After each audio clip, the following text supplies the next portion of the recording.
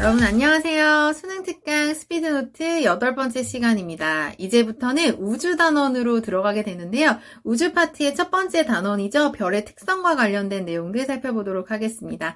이 단원은 우선은 별의 물리량에 대한 기본적인 내용들을 먼저 공부한 다음에 AHR도로 표현하는 방법, 그리고 거기에 나타나는 별의 종류들, 그리고 별이 탄생부터 죽음에 이르기까지 전체적인 일생 과정, 별의 진화라고 불리는 부분들, 그리고 별의 에너지원과 내부 구조까지 이런 흐름으로 지금 단원이 구성되어 있어요. 그래서 첫 번째 별의 물리량부터 같이 살펴보도록 하겠습니다.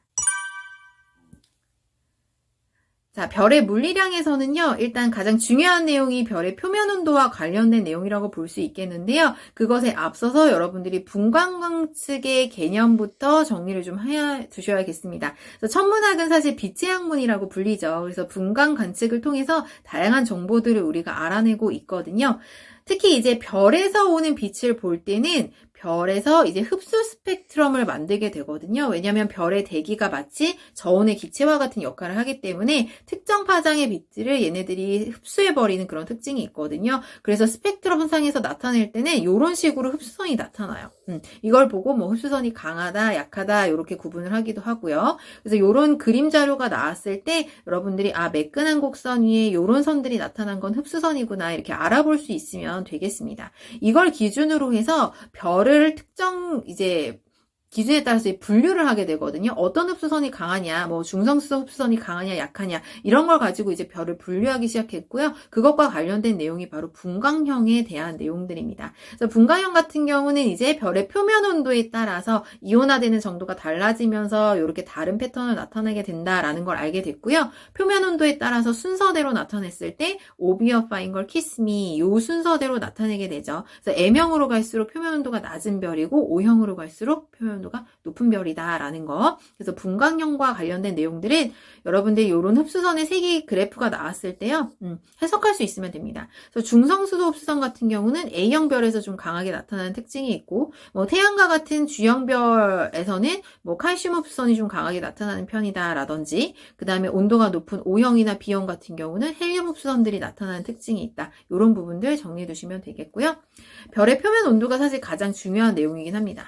별의 표면 온도 얼마나 뜨거운지를 나타내는 특히 이 중에서 빈의 변이 법칙이라고 불리는 표면 온도가 높은 별일수록 짧은 파장에서 많은 에너지를 방출한다라는 거 있죠? 요거 활용한 문제들 굉장히 많이 나올 겁니다. 그래서 푸른색 별이 붉은색 별보다 더 뜨거운 별인 이유에 대해서 요걸로 이제 설명을 해볼 수가 있는 거거든요. 그래서 여기 보시면 파란색 별과 붉은색 별의 파장에 따른 복사 에너지의 상대적인 세기를 비교해보면 파란색 별이 더 짧은 파장에서 많은 에너지를 방출하고 있어요. 그래서 가시광선 영역 중에서 더 짧은 파장, 푸른색 쪽 파장이란 뜻이죠. 그래서 그곳에서 많은 에너지를 방출하면 푸르게 보이는 겁니다. 그래서 이것과 관련돼서 색지수의 개념도 나오게 되거든요. 색지수. 그래서 색지수 같은 경우는 B등급에서 V등급을 뺀 값으로 정의를 하거든요. 그래서 요 값이 작으면 작을수록 색지수 값이 마이너스 값으로 이렇게 나올수록 표면 온도가 높은 별이에요. 그래서 여기 보시면 파란색 별은 B등급, B필터로 봤을 때 더 많은 복사 에너지 방출하고요. V등급에 비해서. 반면에 붉은색 별 같은 경우는 B보다는 V등급에서 더 많은 에너지를 방출하고 있어요. 그래서 이런 차이를 가지고 우리가 표면 온도를 또 알아낼 수도 있다라는 겁니다. 하나의 지수로 활용하고 있다. 그런 개념으로 이해하시면 되겠고요. 그리고 이제 별의 단위 면적당, 단위 시간당 방출하는 에너지의 양을 표현을 할 때 이 스테판 볼츠만 법칙을 얘기를 하게 됩니다. 표면 온도의 4제곱에 비례하는 특징이 있다라는 거고요. 여기서는 이제 단위가 중요하거든요. 에너지예요. 단위 시간당, 그리고 단위 면적당 방출한 에너지입니다. 그래서 요런 단위를 쓴다라는 거. 대신에 요거 대신에 와트라는 단위로 바꿔서 나오기도 하고요. 그래서 요 정의가 일단 중요하겠고요. 그리고 나서 이제 별의 광도의 개념으로 들어가 보면 이 식은 너무너무 중요한 식이죠. 그쵸? 요 식은 여러분 반드시 암기하고 있어야 되고 요것과 관련된 문제들 너무너무 많이 출제되고 있으니까요.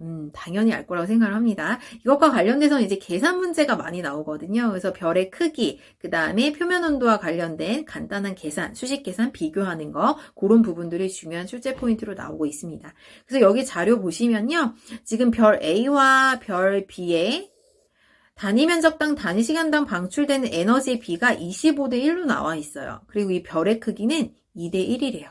그러면 광도의 비는 어떻게 될까? 광도의 비는 표면적을 이렇게 곱한 값이거든요. 왜냐면 광도라는 것은 전체 표면적에서 방출되는 에너지 모두 합친 거잖아요. 그러니까 표면적을 곱해주게 되니까요. 여기 R제곱 그러면 4대 1이거든요. 그러니까 4대 1로 계산을 해주게 되면 결국 광도비가 100대 1로 계산이 될 겁니다.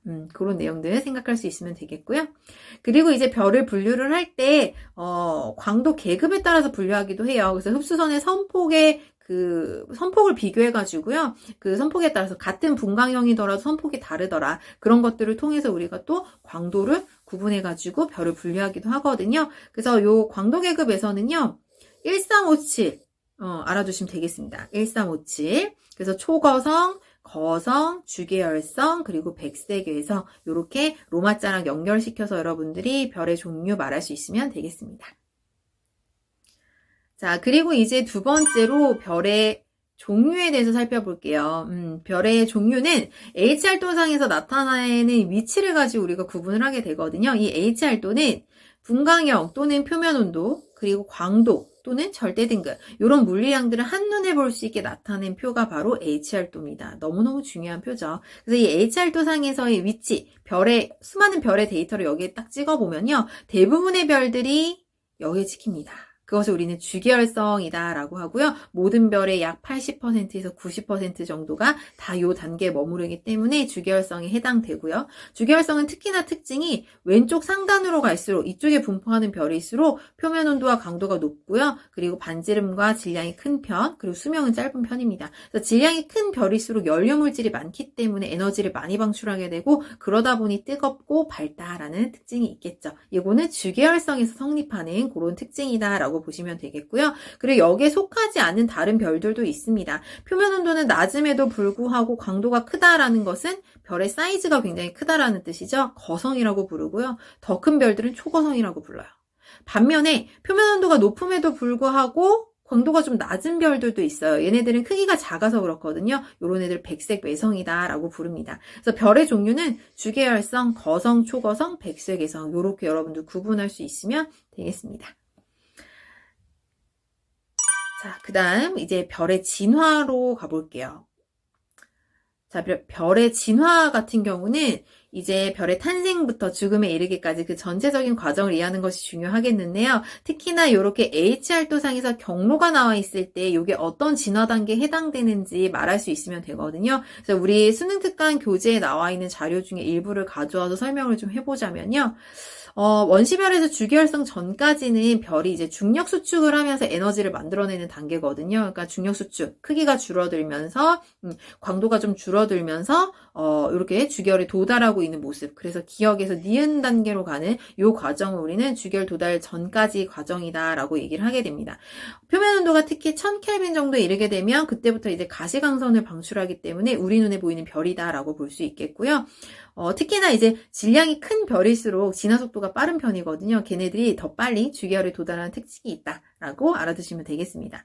중요한 건 주계열 단계예요. 왜냐하면 주계열 단계에서 가장 많은 시간을 보내기 때문이고요. 주계열 단계의 정의는 중심부의 온도가 이제 높아지다가 1000만 켈빈 정도에 이르게 되면 이때부터는 중심부에 있던 수소들이 핵융합 반응을 하면서 헬륨으로 바뀌어가는 수소핵 융합 반응이 일어나게 됩니다. 그 단계를 우리는 주계열 단계다라고 얘기를 하게 되고요. 그러다 보니 바깥쪽으로 작용하는 기체압과 안쪽으로 작용하는 중력의 크기가 평형을 이루면서 정력학 평형 상태로 별의 크기가 안정적으로 유지되고 있는 단계가 바로 주계열 단계입니다. 그래서 별의 일생 중에 대부분을 보내는 시간이다. 가장 안정적인 단계다. 그래서 주계열 단계에 중요한 특징이 있겠고요.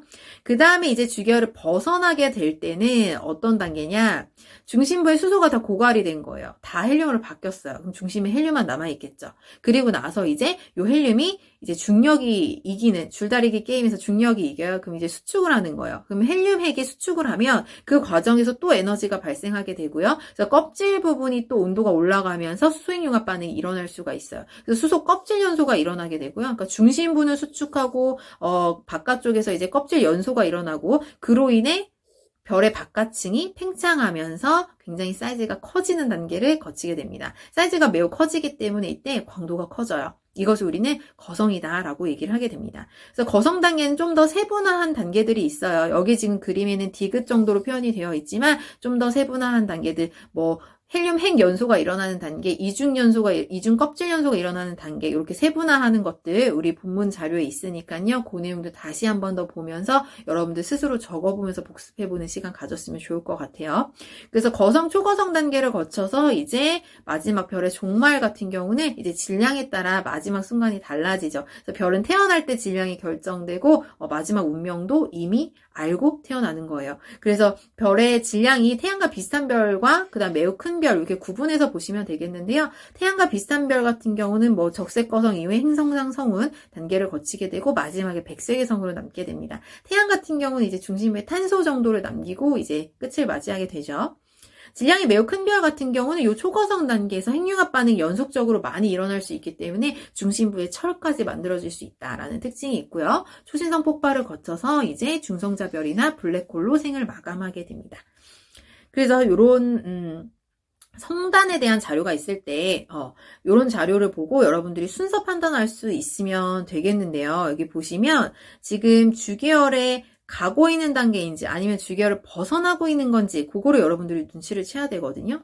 다그림 같은 경우는 질량 큰 애들이 먼저 주계열에 도달을 한 거예요. 먼저 도달을 한 겁니다. 그리고 질량 작은 애들은 아직 도달 못한 거예요.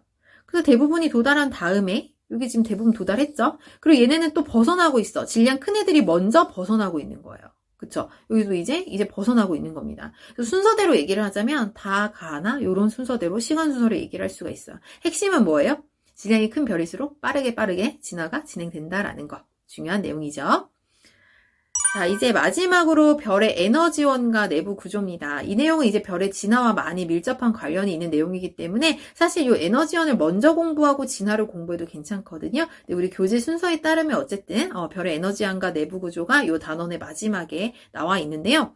원시별의 에너지원은 중력 수축 에너지고요. 그래서 중력 수축하면서 감소한 위치 에너지로 이제 에너지를 발생시키게 되고 적색거성과 초거성 그리고 주계열성, 뭐 이런 식으로 단계별로 지금 에너지원이 구분이 되어 있죠. 주계열성의 에너지원은 중심부의 그 수소인 융합 반응이겠죠. 그래서 특히 이 수소인 융합 반응이 일어날 때 질량 결손이 일어나게 되고요. 그 질량 결손된 만큼의 에너지로 전환이 되는 거예요. 그리고 이 수소인 융합 반응의 종류는 PP 반응과 CNO 반응 이렇게 두 가지 종류가 있고요. 지구과학에서의 포인트는 화학이랑 좀 달라요. 어떤 반응이 더 우세하게 나타나는지 그 부분이 포인트입니다. 그래서 여기 지금 경계가 되는 온도가 1800만 켈빈 정도가 돼요. 그러니까 요 온도보다 더 높을 때는 CNO 순환 반응이 더 우세하고 요 온도보다 낮을 때는 PP 반응이 좀 더 우세하다. 이렇게 구분할 수 있으면 되겠고요. 태양 같은 경우는 중심부 온도가 한 1500만 켈빈 정도이기 때문에 PP 반응이 좀 더 우세한 편이다. 이렇게 알아두시면 되겠습니다.